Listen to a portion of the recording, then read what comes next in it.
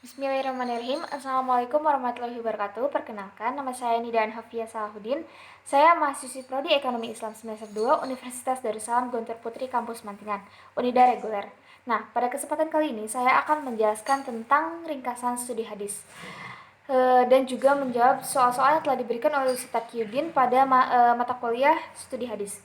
Nah, terdapat 5 soal yang telah diberikan, yaitu pertama, pengertian dari kritik hadis dan juga contoh dari hadisnya. Yang kedua, sebab-sebab pemalsuan hadis. Yang ketiga, orientalisme dan tokoh orientalisme. Yang keempat, pengertian dari kontroversi hadis. Dan yang kelima, sebutkan contoh dari hadis yang berkaitan dengan ilmu pengetahuan alam atau sosial. Nah, dengan adanya video ini bisa membantu viewers semua untuk mengetahui lebih dalam mata kuliah studi hadis, tentunya menambah wawasan ilmu pengetahuan dan juga khususnya pada saya sendiri untuk menyelesaikan tugas akhir semester saya. Nah, mari kita lanjut menjawab pertanyaan nomor 1. Nah, yang pertama, apa itu kritik hadis? Kritik hadis adalah mengkaji suatu hadis secara mendalam, baik diroyah maupun riwayah. Nah, perangkatnya terdapat dalam ragam ulum hadis, seperti rijal al-hadis, jara al-hadis, muhtalaf hadis, asbabul wurud, dan juga gharib al-hadis.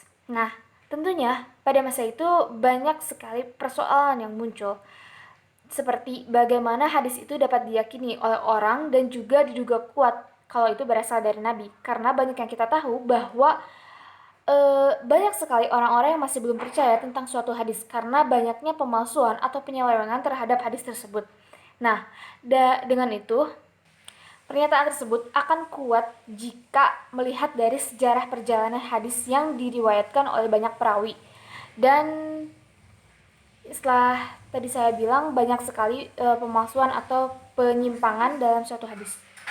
Nah, dalam hadis tersebut banyak beberapa kritikan yang dikaji seputar. Yang pertama, ada integritas, intelektualitas, dan spiritualitas dari perawi tersebut. Yang kedua, sebab-sebab atau pengaruh dari hadis tersebut diklasifikasikan menjadi makbul atau mardud. Dan yang ketiga yaitu aspek kehati-hatiannya perawi tersebut dalam meriwayatkan hadis. Nah, adapun contoh hadisnya seperti Abdulun nasu al mu'minun al-alimul ladzi innihtija ilaihi nafa'a wa innistugani anhu agna nafsahu, yang artinya bahwa semata-mata manusia ialah orang-orang mukmin yang berilmu. Jika ilmunya dibutuhkan, maka itu akan bermanfaat bagi orang sekitar. Dan jika ilmunya tidak dibutuhkan, maka itu akan bermanfaat bagi dirinya sendiri. Nah, kita lanjut ke nomor 2, yaitu sebab-sebab pemalsuan hadis.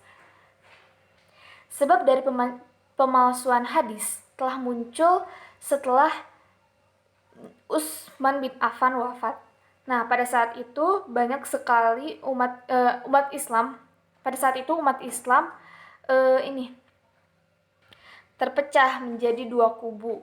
Nah, pada saat itu banyak sekali yang membenci umat Islam seperti Persia, Nasrani, dan Yahudi. Nah, kita langsung ke intinya. Nah, sebab-sebabnya terdapat 2 sebab. Ada yang disengaja maupun yang tidak disengaja. Yang disengaja seperti balas dendam terhadap umat Islam atau muslimin. Yang kedua, karena ambisi politik. Yang ketiga, karena pengaruh terhadap mazhabnya, yaitu Jabariyah dan Mujriyah. Dan yang keempat, yaitu menjauhkan orang dari Islam. Yang kelima, karena fanatik terhadap golongan agama dan juga negara. Dan juga ada juga yang karena pengaruh dari fikihnya, dan ada juga sifat keduniawiannya karena untuk kepentingan pribadinya. Nah, ada juga yang bersifat tidak sengaja, seperti hadisnya hilang, hadisnya tidak diketahui karena pada saat itu Rasul berhijrah ke beberapa negara, maka hadis itu tidak diketahui. Dan juga ada perawi yang lupa karena pada saat itu belum terdapat kertas, maka pada saat itu para nabi atau orang-orang yang menghafal hadis, yang mendapatkan hadis harus ditulis di batu atau di pelepah. Nah, pada saat itu kan belum ada kertas, jadi beliau banyak juga yang harus mengingat atau menghafal hadis-hadis tersebut. Dan setelah itu dibukukanlah hadis, karena banyak para sahabat yang telah hafal hadis tetapi gugur pada saat peperangan. Nah, itulah sebab dibukukannya hadis juga. Nah, setelah itu kita lanjut ke nomor 3, yaitu pengertian dari orientalis. Orientalisme. Orient berasal dari kata Perancis yang artinya timur, dan isme berasal dari bahasa Belanda yang artinya suatu paham. Maka dapat kita artikan bahwa orientalisme adalah suatu paham atau aliran yang berkeinginan untuk menyelidiki hal-hal yang berkaitan dengan bangsa-bangsa timur. Dan ada juga yang berpendapat bahwa orientalisme adalah bangsa-bangsa orang-orang timur yang mempelajari agama Islam yang bertujuan untuk menghancurkan agama Islam. Jadi mereka itu mempelajari agama Islamnya dulu, lalu mereka mencari titik lemahnya orang Islam itu di mana, lalu mereka menghancurkannya. Nah, setelah itu ada sebab-sebab lahirnya orientalisme, seperti karena adanya perang salib dan juga terjadinya peperangan berdarah yang berkecamuk antara umat Islam dan Kristen. Dan yang ketiga ada kebutuhan bagi mereka untuk memahami intelektualitas yang sempit. Nah, ada juga awal mulanya lahirnya orientalisme. Pada saat itu awal mulanya pada saat 12 Masehi. Adapun motivasi orang-orang orientalisme itu mengkaji Islam karena motivasi akidahnya dan keagamaannya, ada juga motivasi ekonomi dan perdagangan, ada juga motivasi karena politiknya dan lain-lain. Nah, setelah itu ada tokoh-tokoh orientalisme seperti Joseph Scan sama Ignaz Goldziher. Nah, saya akan membahas sedikit tentang Joseph Scan. Joseph Scan adalah seorang orientalis yang belajar biologi klasik di Universitas Breslau. Nah, Joseph Scan ini mempunyai buku yang berjudul The Origins of Muhammad Jurisprudence. Nah, buku itu berisi tentang pemikiran tokoh-tokoh yang memfokuskan kajiannya dalam studi Islam of Law. Nah, ada pula Joseph mempunyai teori seperti jika ditemukannya hadis yang berkaitan dengan hukum Islam, maka hadis tersebut adalah buatan orang-orang yang masih hidup. Nah, kita lanjut ke yang selanjutnya, yaitu sebutkan hadis ilmu pengetahuan atau sosial.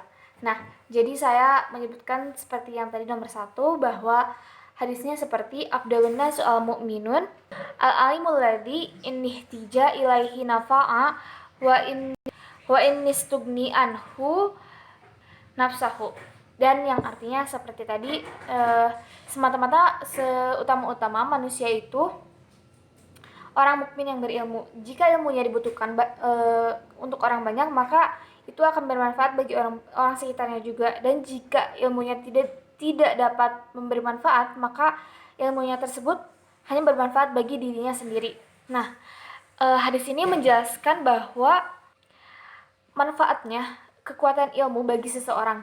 Jika ia memberikan ilmu kepada orang banyak yang dibutuhkan oleh orang sekitar, maka itu sangat bagus karena itu sangat bermanfaat bagi kita dan orang banyak. Dan jika ilmu itu tidak dibutuhkan oleh orang banyak, maka ilmu tersebut akan bermanfaat bagi kita sendiri. Jadi tidak ada salahnya untuk kita untuk selalu mencari ilmu atau menuntut ilmu. Nah, sekarang saya akan menjelaskan tentang ringkasan yang telah saya ringkas. Nah, seperti sejarah hadis.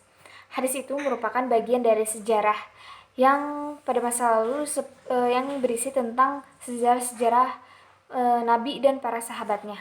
Nah, Nabi Abbott berkata bahwa Islam traditional and history were thin, though not identical discipline. Nah, itu adalah kumpulan dari data sejarah mengenai tentang sejarah-sejarah Nabi dan para sahabatnya. Nah, pada saat itu, pada abad 7 Masehi, pada saat itu banyak sekali muncul pemalsuan dan penyelewengan hadis yang bervariasi. Nah, maka dari itu banyak tokoh-tokoh hadis yang memberikan penyelesaian seperti untuk menyikapi masalah tersebut. Yang di kalangan hadis itu seperti memformulasikan beberapa kriteria untuk menemukan diatributkan pada Nabi, seperti kriterianya yang berkutat pada nakad, yaitu yang seperti kritik eksternal maupun internal. Nah, ada juga dari tadi kan sudah dibahas bahwa kritik hadis itu adalah mengkaji suatu hadis secara mendalam, baik secara dirayahnya maupun riwayahnya. Nah, yang dikajinya yaitu secara integritas, intelektualitas, spiritualitasnya, dan ada juga sebab dan pengaruhnya diklasifikasikannya hadis secara makdud atau mardud, dan juga aspek hati-hatiannya perawinya tersebut. Karena kenapa harus hati-hati? Karena takutnya bercampur dengan ayat Al-Quran. Jadi diperlukannya aspek kehati-hatiannya yang sangat betul-betul. Nah, terus ada tokoh orientalis seperti tadi Joseph Scans sama Ignace Goldziher, dan juga ada juga ini. Nah, yang tadi itu ada Joseph Scans, Ignace Goldziher sama William Muir. Tadi ada yang kelewat, yaitu ilmu jarah al-hadis. Jarah al-hadis yaitu cacat atau kekurangan. Kalau mukhtalaf hadis itu adalah yang bertentangan. Jadi hadis itu yang bertentangan, jadi dikritik dan dibahas lagi. Dan juga ada asbabul wurud, yaitu sebab yang mendorong bahwa hadis tersebut muncul. Nah, ada juga gorib, yaitu yang artinya terasingkan. Jadi karena meriwayatkannya oleh orang-orang yang tidak terkenal, jadi sedikit untuk dapat dipercaya oleh orang lain. Dan ada juga, nah setelahnya tadi kan ada ilmu tentang hadis, tentang ilmu pengetahuan, bahwa kita semua diberikan akal oleh Allah, dan orang muslim mempercayai akan kemampuan akal kita. Karena manusia itu mengetahui bahwa akal adalah aspek yang untuk membantu kehidupan manusia untuk melanjutkan kehidupannya di bumi. Nah, tetapi ada sesuatu yang tidak dicapai oleh manusia, yaitu seperti wahyu. Karena wahyu itu diberikannya oleh Allah kepada orang-orang tertentu. Nah, setelah itu, Allah memberikan wahyu kepada orang-orang. Nah, itu tuh wahyu itu karena wahyu itu yang paling tinggi derajatnya, jadi dapat dipercayai gitu. Nah, ada beberapa yang membantu petunjuk untuk manusia seperti panca indera, insting, wahyu, dan akal. Nah, itu tuh akan membantu petunjuk bagi manusia untuk membantu memecahkan permasalahan yang ada di bumi atau di dunia. Nah, tetapi selain panca indera, insting, dan akal, kita harus harus mengetahui tentang wahyu juga, jadi balance gitu. Dan juga adapun hadis itu bisa dijadikan sandaran sebagai akidah kita. Nah, mungkin sekian dari saya. Mohon maaf bila ada salah kata.